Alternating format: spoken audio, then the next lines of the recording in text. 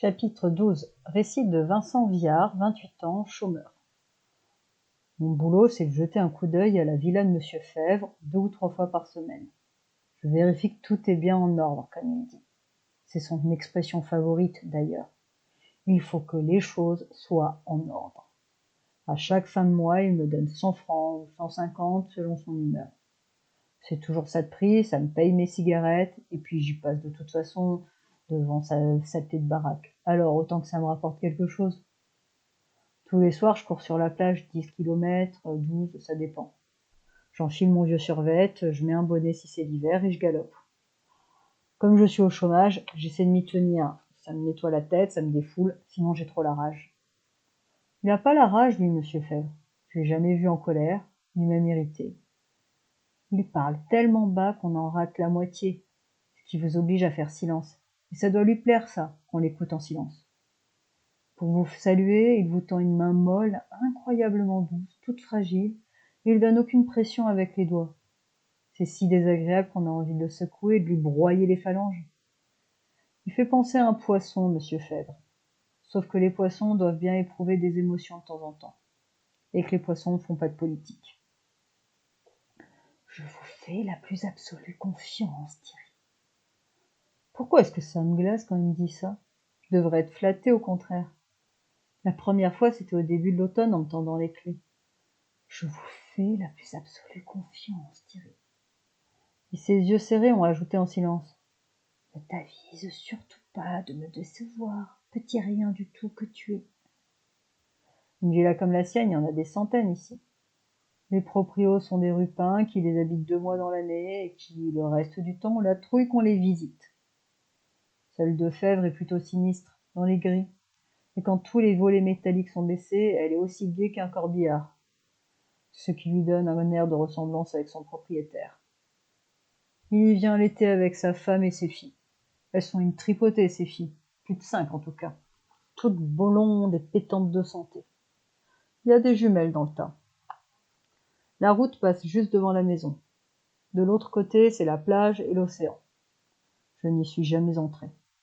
Je me contente de faire le tour, de constater que tout est en ordre.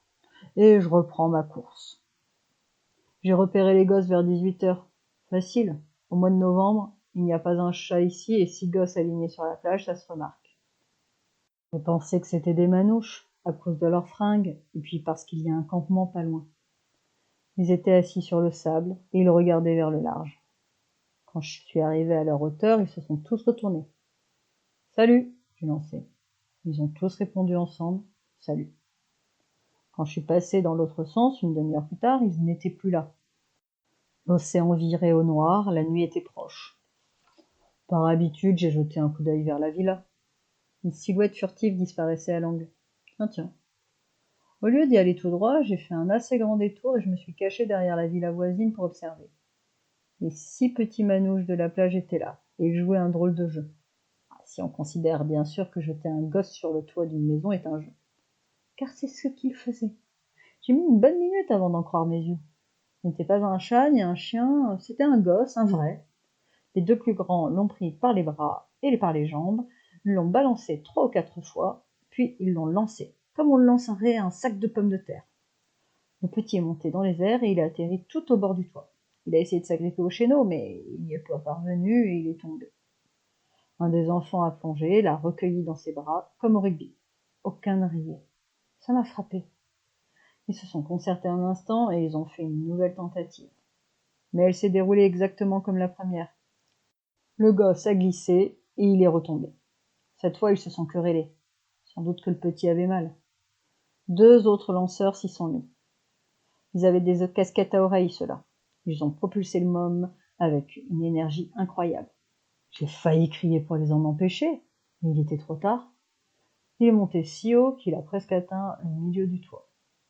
Il s'y est immédiatement accroché comme un gros insecte. Puis il a rampé jusqu'à la cheminée. Et il y est entré. Il est entré par la cheminée. 2 minutes se sont écoulées et la porte à bascule du garage s'est ouverte. Ils s'y sont tous engouffrés. La porte s'est refermée. Il n'y avait plus rien à voir. J'avais regardé fasciné sans rien faire. J'aurais dû intervenir depuis longtemps, bien sûr. Seulement, il se trouve que je suis pas Zoro, moi, et je ne suis pas payé 100 francs par mois pour me faire trouer le ventre. Ces gars-là ont des couteaux, c'est connu. Mon boulot, c'est de prévenir Fèvre si quelque chose n'est pas en ordre. C'est tout. Alors j'ai couru jusque chez moi et je l'ai appelé à son domicile de Bordeaux. Monsieur Fèvre? Lui-même. C'est Thierry à l'appareil. Ça ne vous dérange pas? Je lui ai raconté exactement ce que j'avais vu. Il a écouté en silence. Le silence de Fèvre, c'est quelque chose, croyez-moi. Il n'a posé qu'une seule question. Ce sont les manouches? Je n'étais pas sûre à 100%, mais j'ai dit que oui, c'était certainement les manouches. Alors il m'a répondu qu'il arrivait, que je devais seulement surveiller la villa au cas où il ressortirait. Il ferait vite et me récompenserait pour ça. Il ne fallait pas alerter la police. J'ai mis 2 anoraks l'un sur l'autre et je suis retournée à la villa. Rien n'avait bougé. J'ai attendu assis par terre près de la route. Fèvre est arrivé moins d'une demi-heure plus tard. Sans doute qu'il n'avait pas respecté toutes les limitations de vitesse. Il a arrêté la voiture très loin pour ne pas faire de bruit et il s'est avancé à pied vers moi. Ils sont encore dedans? Je pense que oui. Aide-moi, s'il te plaît. Tu es bricoleur? Il y avait une sorte de jubilation dans sa voix. Il me tutoyait tout à coup. Ça m'a fait peur. On a sorti de son coffre une torche, une perceuse électrique sans fil et une boîte à outils. Bien. On a marché jusqu'au garage. Tu saurais fixer la porte au sol pour qu'on ne puisse plus l'ouvrir du tout? J'ai regardé incrédule. Oui. Tu saurais faire? J'ai secoué la tête pour dire que oui et je m'y suis mis. Pendant ce temps, Fèvre est entré dans le garage quelques secondes et il en est ressorti avec une boîte de fusibles. J'ai fait un trou dans le béton au sol et j'y ai vissé un crochet assez fort. J'en ai fait un autre dans le bas de la porte métallique et j'ai mis un crochet aussi et j'ai relié les deux avec du fil de fer. C'était du travail de salopard, mais c'était solide. Fèvre a essayé de soulever la porte pour vérifier, ça tenait bon. Il m'a fait un clin d'œil et m'a tendu 4 billets de 500 francs. Tiens, pour la peine. Tu ne dis rien à personne. Je reviens dans une semaine et je te donnerai la même chose. D'ici là, ne t'occupe plus de rien. Je te fais la plus absolue confiance, Timmy. Je te dépose? J'ai répondu que non, que j'habitais tout près. Il est reparti. J'ai mis les billets dans ma poche et j'ai marché jusque chez moi. Au milieu de la nuit, je me suis réveillée. L'idée m'est venue que je ne faisais pas grand-chose de bien dans ma vie, mais que c'était normal après tout, que je ne méritais sans doute pas davantage. Je me suis foutue à chialer.